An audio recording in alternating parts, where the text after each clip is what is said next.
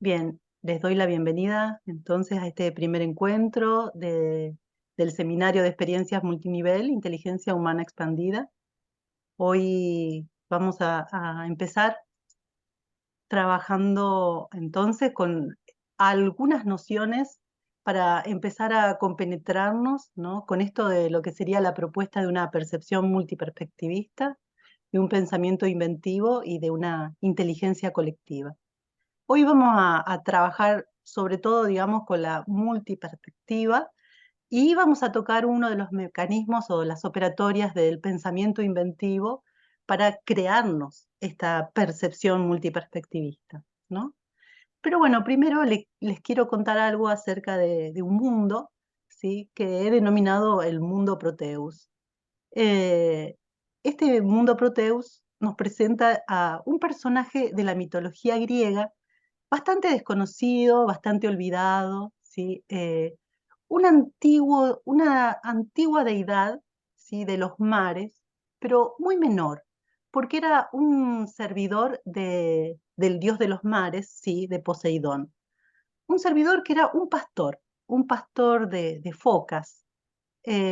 Aparece en la literatura clásica, tanto en la Ilíada de Homero, como en las Geórgicas de Virgilio, como por supuesto en la Metamorfosis de Ovidio.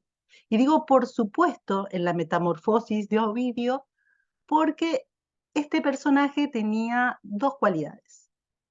Uno era la capacidad de metamorfosearse, pero sabemos que en la mitología griega, los dioses griegos tenían la capacidad de metamorfosearse a voluntad, ¿sí? Y muchas veces para realizar ciertos ardides, es decir, ciertas trampas, ciertos trucos, como diríamos, y que los humanos en la mitología griega sobre todo, a veces sufrían o padecían metamorfosis como castigos, por ejemplo.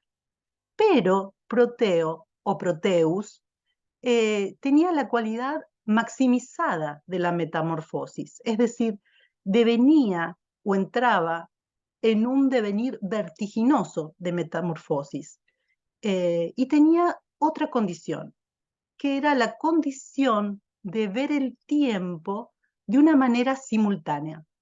Es decir, podía conocer a la vez el pasado, el presente y el futuro. Por esa razón, este personaje que lo sitúa sobre todo Homero en la isla de Faros, una isla que está ubicada en el delta del Nilo, por lo tanto algunos la llaman la Faros egipcia.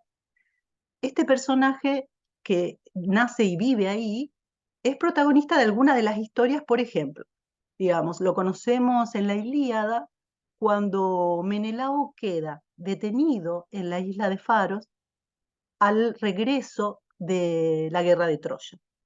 Entonces, Menelao le cuenta a Telémaco al regreso que, estando ahí en la isla de Faros, se encontró con Idotea, que era la hija de Proteus. Idotea le dijo, Idotea quiere decir la imagen de la diosa, eh, el nombre de Idotea.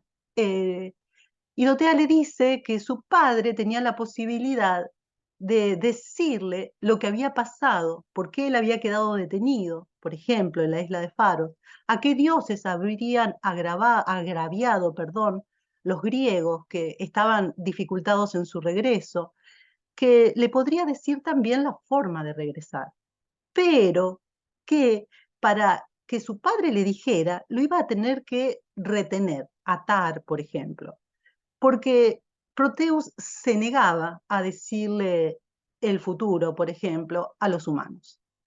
Entonces, cuando los humanos, como Menelao, le pregunta, lo inquiere acerca de qué había pasado y qué pasaría, eh, lo tiene que atar para que él, digamos, pueda decirle. Pero cada vez que pasaba esta circunstancia, que alguien quería saber algo, Proteus entraba en una transformación vertiginosa, primero pasando por distintos animales, es decir, se convertía en león, leopardo, serpiente, jabalí, pero luego también se convertía en árbol, en agua, en hoguera, hasta en piedra. Hasta que, convencido de que había sido retenido, ¿sí?, se entregaba y decía lo que había pasado. Así le dice a Menelao, digamos, que el joven Ajax había naufragado y en el naufragio había muerto, le dice que Ulises estaba retenido en la isla de Calipso, le dice que su hermano Agamenón al regreso a su tierra había sido asesinado. Y bueno, entonces acá nos encontramos con este personaje que es Proteus y lo vemos, por ejemplo, en dos representaciones, una del Renacimiento de 1531 y otra más del Barroco, en donde en 1690 Cornelius Nicolás Schurz lo presenta como en ese múltiple y vertiginoso devenir en el que se transforma en distintos animales y también en distintos elementos de la naturaleza. Todo personaje mitológico, entonces, tiene una alta capacidad simbólica. Por lo mismo, digamos, el nombre de este personaje, Proteo o Proteus, nos lleva ya a ciertas, digamos, terminologías o acepciones de términos, como por ejemplo lo proteico, ¿sí?, que es aquello que tiene una cualidad múltiple de transformarse, de ser distintas cosas, ¿sí? O la proteína, que bueno, para los biólogos sabrán que tienen esa cualidad de formas y propiedades, y también lo proto, que es lo primero o lo que está en el origen de algo, como por ejemplo lo protocientífico, ¿sí? Es decir, los prolegómenos de algo, pero que es también la base de una realidad o de algo histórico, ¿sí? Como por ejemplo la protohistoria. Entonces, la pregunta que nos hacemos, y por eso lo traigo a Proteo o Proteus, es ¿qué podrá simbolizar esta vertiginosa potencia metamórfica que representa este personaje en un nivel máximo? Y también podríamos preguntarnos, que no va a ser la pregunta que traigo hoy, que la vamos a retomar en otro momento, es ¿por qué Proteo se niega a revelar el futuro, ¿sí?, o a mostrar el tiempo en su simultaneidad y en todas sus fases a los seres humanos? Es decir, hay algo ahí de la condición de la realidad que se está simbolizando en este personaje. Proteus, por lo tanto, entonces, sabemos es una deidad del oceánico, ¿sí? Lo oceánico como aquello, digamos, del fluir constante que está en incesante movimiento, ¿sí? Es entonces también una criatura icónica, simbólica, ¿sí?, de las transformaciones, que nos puede acercar al fluir cambiante del devenir.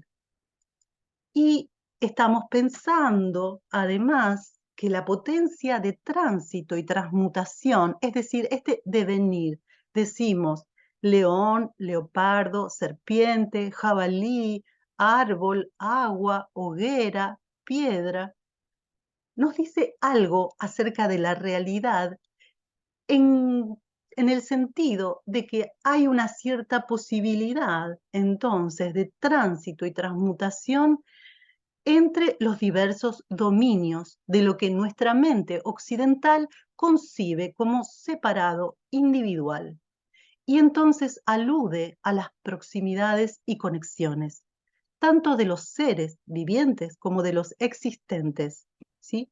La palabra existentes es una palabra propia de la filosofía para referirnos a aquello como, por ejemplo, cosa, sustancia, usía, que decimos, digamos, en el sentido común.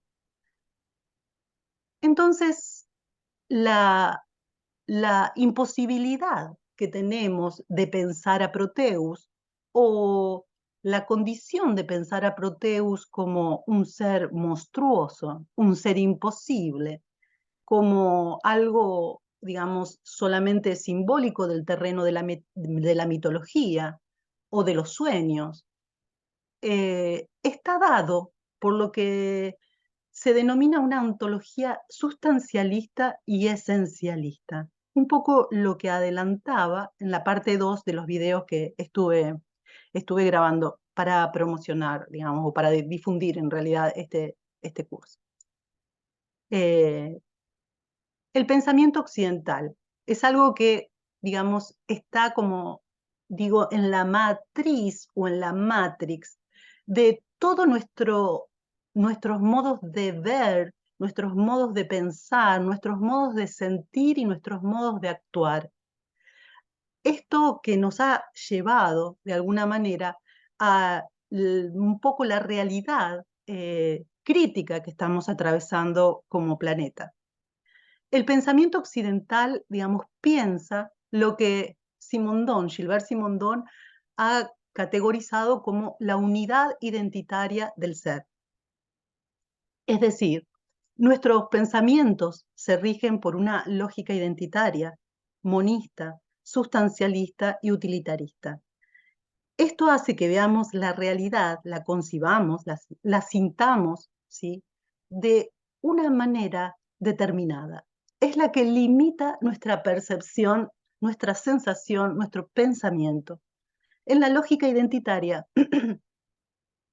se rige según los principios aristotélicos del principio de identidad, de no contradicción y de tercero excluido.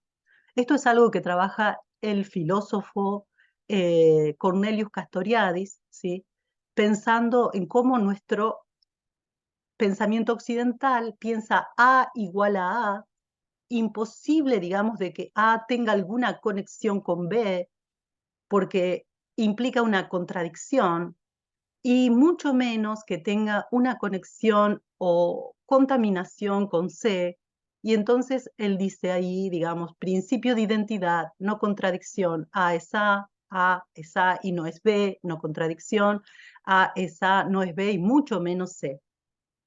Luego, digamos, el monismo, que es lo que organiza, piensen ustedes, toda nuestra filosofía, pero también nuestra religión, ¿sí?, encuentra siempre el origen uno, el origen único, ya sea de la realidad que vivimos, supónganse en la religión judeocristiana, el Dios único, pero aún en la filosofía aristotélica, por ejemplo, el motor primero, el que mueve todas las cosas sin tener el mismo movimiento. Y luego eso se traduce a buscar la causa única, primera, el fundamento, la raíz de los problemas, de las cosas como existentes.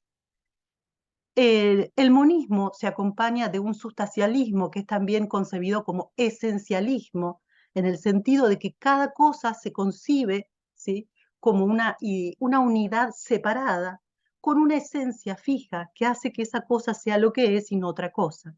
Y luego, final y fatalmente, el utilitarismo, que tiene que ver con que solo nos interesan los conocimientos que tengan una aplicación útil. Esto que regresa todo el tiempo en las aulas diciendo, ¿para qué me sirve esto?, ¿no? Entonces, que si no hay un conocimiento que tenga una aplicación, entonces ese conocimiento no interesa, no importa, no tiene funcionalidad, va a caer en un cono de sombras, va a estar, digamos, como algo que no le interesa a nadie. Entonces, bien, esta es nuestra perspectiva.